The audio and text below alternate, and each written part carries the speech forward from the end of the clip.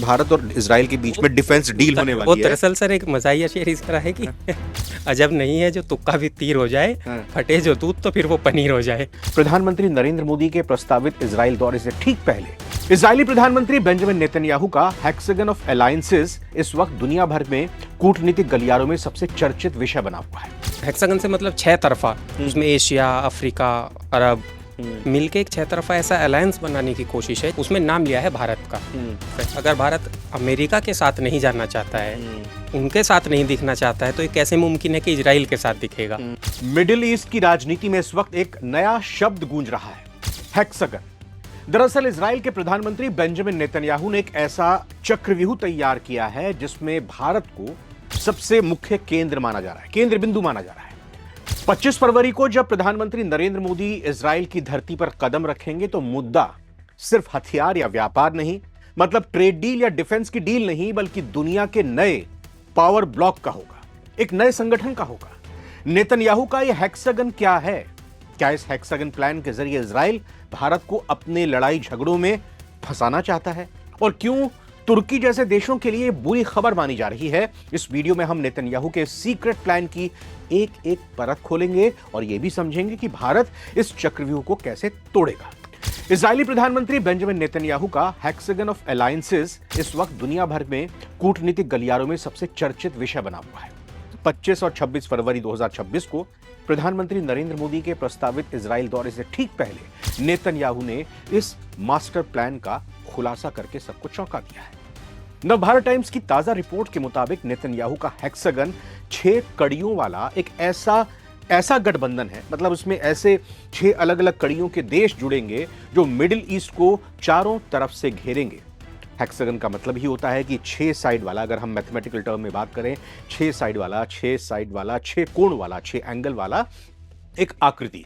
तो middle east की पूरी तरह से घेराबंदी करना चाहते हैं इजराइल इस या कहें कि नेतन्याहू इस हेक्सागन प्लान के जरिए, और भारत को भी इसमें शामिल करना चाहते हैं। नवभारत टाइम्स डिजिटल से हमारे साथी रिजवान साहब जुड़ चुके हैं। इन्होंने इजराइल का हेक्सागन ऑफ अलायंस क्या है, भारत को फंसाना चाहते हैं नेतन्याहू, मोदी फूंक फूंक कर रखेंगे कदम, ये आर्टिकल लिखा है, इसको डिस्क्रिप्शन में रख दूंगा। हेक्सागन प्लान क्या है रिजवान जी, ये अचानक से क्या बला आ गई सामने? अभी इसको लेके बहुत विस्तार से कुछ सामने नहीं आया है। एक प्रस्ताव के तौर पे नेतन्याहू की ओर से, इजरायली जो पीएम है उनकी ओर से बताया गया है। इसमें जो मोटे तौर पे है वो एक ऐसा अलायंस, हेक्सागन से मतलब 6 तरफा, उसमें एशिया, अफ्रीका, अरब मिलके एक 6 तरफा ऐसा अलायंस बनाने की कोशिश है जिसमें खास तौर से उनकी विचार के लोग, और उन्होंने खुल के उसमें नाम लिया है खास तौर से जो सुन्नी एक्सिस और शिया एक्सिस का, कि इनका मुकाबला करने के लिए हम एक गठबंधन बनाएंगे। उसमें जिसका उन्होंने नाम लिया है बड़े देशों में खास तौर से, सिर्फ बाकी तो कह दिया कि अफ्रीकी देश होंगे या एशियाई देश होंगे, उसमें नाम लिया है भारत का। तो इसमें फंसाने वाली बात यह है कि भारत की जो एक पूरी नीति रही है अरब की या फिलिस्तीन की या ईरान की, वो इजराइल से बहुत अलग है। ठीक बात है। और इजराइल के और भारत के मिजाज में भी बहुत लंबा चौड़ा फर्क है। इजराइल पे ना आज से पहले से भी और ख़ास तौर से पिछले 3-4 साल पे लगातार कई तरह के आरोप, खास तौर से वॉर क्राइम के, दूसरे गाजा को लेके भारत की उस तरह की नीति कभी नहीं रही। मैं रिजवान जी आपको बिल्कुल तात्कालिक मुद्दों में 2 पॉइंट समझना चाहूंगा। एक तो ये कि क्या इजराइल ने बिना भारत से बात किए हुए ये एक तरह से कहेंगे तुर्रा छोड़ दिया कि भैया हेक्सागन में हम भारत को भी शामिल करने की कोशिश करेंगे? क्या भारत की सहमति नहीं की होगी, भारत को बताया नहीं होगा? और दूसरी चीज ये, क्या ये इजराइल का बड़ा प्लान है कि बोर्ड ऑफ पीस में इंडिया को न्योता मिला, भारत शामिल नहीं हुआ, वो किसी भी संगठन में दिखाई नहीं देना चाहता, वो पूरी तरह से अपने लिहाज से गुटनिरपेक्ष रहकर राजनीति करना चाहता है? तो क्या इजराइल की ये कोशिश कि भाई अगर बोर्ड ऑफ पीस प्लान में भारत शामिल नहीं हो रहा तो एक ऐसा संगठन बना लीजिए जिसमें अमेरिका भी ना हो, पाकिस्तान भी ना हो, दोनों चीजों में थोड़ा बताइए। इसमें एक तो बिल्कुल साफ है, अगर भारत अमेरिका के साथ नहीं जाना चाहता है, उनके साथ नहीं दिखना चाहता है, तो ये कैसे मुमकिन है कि इजराइल के साथ दिखेगा अरब के खिलाफ या फिलिस्तीन के खिलाफ? फिलिस्तीन पे तो हाल ही में भारत ने रुख साफ कर दिया कि हम जो टू नेशन थ्योरी है उसके साथ खड़े हैं। और दूसरा, अगर कोई इतना बड़ा प्रस्ताव है, इतना बड़ा प्लान है, तो जाहिर सी बात है उस पर दोनों क्या, जो भी देश उसमें है 6, 7, 10, 12 सबके विदेश मंत्री या उनके हेड ऑफ स्टेट वो बैठें बताएं, तरीका वही रहा है दुनिया भर में। तो सिर्फ मैंने बता दिया कि एक ऐसा प्लान बना रहा हूँ और ऐसा ऐसे होगा, तो जाहिर सी बात है जब तक इस पे भारत की तरफ से आधिकारिक तौर पे कुछ नहीं आता है तो तब तक तो हम यही माने कि नेतन्याहू ने अपनी तरफ से देखा है कि लग गया तीर तो निशाने पर। ओके, नहीं, तीर लग गया निशाने पे, पूरा कर लीजिए इसको। नहीं, और वो नहीं लगा तो नहीं लगा तो कोई बात नहीं। हाँ, बिल्कुल सही बात है। और ये भी एक तरह से कहा है ना कि बार बार हम बात सुन रहे हैं कि भारत और इजराइल के बीच में डिफेंस डील होने वो वाली है। दरअसल सर एक मजाहिया शेर इस तरह है कि अजब नहीं है जो तुक्का भी तीर हो जाए, फटे जो दूध तो फिर वो पनीर हो जाए। तो उन्होंने इस तरह से अपना एक अंदाजा लगाने की कोशिश की है कि अगर पनीर बन गया तो ठीक है, नहीं तो कह देंगे भाई खराब हो गया हमारा। सही बात है। देखते हैं कि दूध का पनीर बनता है या फिर दूध फटने के बाद खराब हो जाता है।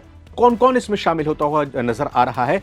इस प्लान के सबसे मुख्य कड़ी है इजराइल। पहला, रणनीतिक दिमाग नेतन्याहू का है। इस पूरे गठबंधन, इस संगठन को बनाने के पीछे उन्हीं का दिमाग है। दूसरा, वो चाहते हैं कि इसमें भारत शामिल हो जाए क्योंकि भारत ग्लोबल पावर और पूरी तरह से दुनिया का केंद्र बिंदु है। तीसरा, इसमें वो शामिल करना चाहते हैं ग्रीस और साइप्रस। ग्रीस यानी ग्रीस और साइप्रस के देशों को, जो कि भूमध्य सागर का द्वार है जहां से एंट्री होती है मिडिल ईस्ट की। तो इस लिहाज से ग्रीस और साइप्रस को भी शामिल करना चाहते हैं। ग्रीस और साइप्रस वो दोनों देश जिनकी इजराइल से भी बनती है और भारत से भी बनती है। चौथी बात हो गई अरब देशों की। उन अरब देशों को भी इसमें शामिल करना चाहते हैं, जैसे यूएई हुआ या सऊदी अरब हुआ, जो कि इकोनॉमिक कॉरिडोर के लिए एक तरह से कहीं की कड़ी का काम कर सकते हैं। चूंकि कोशिश यही है इजराइल की, जिनसे उसको डर है, जिनसे उनकी दुश्मनी है, उन देशों के खिलाफ एक ऐसा संगठन खड़ा किया जाए जिसमें ऐसे देश शामिल हों जिनकी पूरी दुनिया में गूंज है, सब सुनते हैं, इकोनॉमिकली पावरफुल हैं, और उसमें मुस्लिम ममालिक चाहे यूएई और सऊदी अरब का भी जिक्र है। पांचवा, वो इसमें अफ्रीकी देशों को भी शामिल करना चाहते हैं जो कि संसाधनों के जरिए बेहद संपन्न है, लेकिन उनके संसाधनों का अभी तक उस तरीके से इस्तेमाल नहीं हुआ है, और अफ्रीका के देशों को भी वो इसमें शामिल करना चाहते हैं। और बाकी एशिया के देशों को भी इसमें शामिल करने की पूरी प्लानिंग है नेतन्याहू की, लेकिन उनके नामों का खुलासा नहीं किया। एशिया से अभी तक भारत का ही नाम सामने आया है। तो नेतन्याहू का दावा क्या है?